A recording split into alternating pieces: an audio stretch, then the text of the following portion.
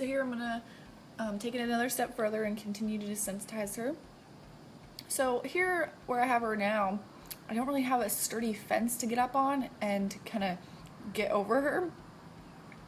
I feel like if I stood up there, the fence would kind of break, so I'm just going to do the next best thing and stand on the mounting block. So this kind of looks silly and weird, but it's just going to prepare her for when I get on her. So I'm kind of laying on her there. I'm going to rub her with my foot here because my leg's going to be coming over there when I get on her. See how she's flinching? I want to make sure all that flinch goes away. That reward her. Try again. Like I might kick her on the butt when my leg comes over. She just needs to be prepared for all of that. So it's going to desensitize her to all of that.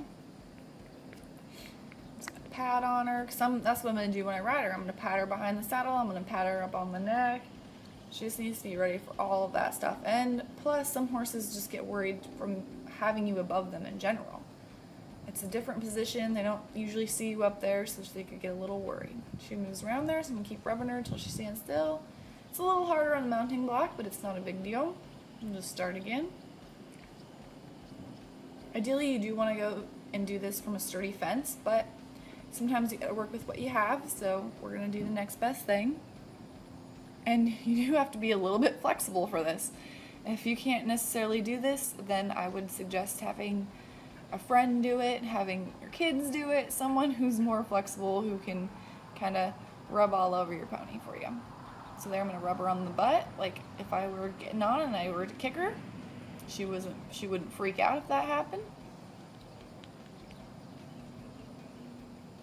And she's just moving her head around because there's some bugs on her. She's not being naughty. Bringing my leg up over there.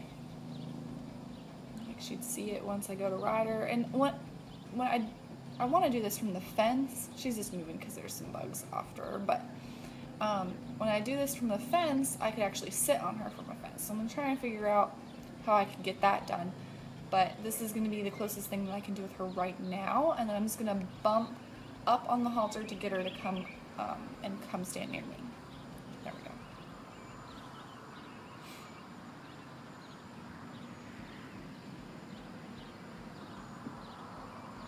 So just like I would go to get on her.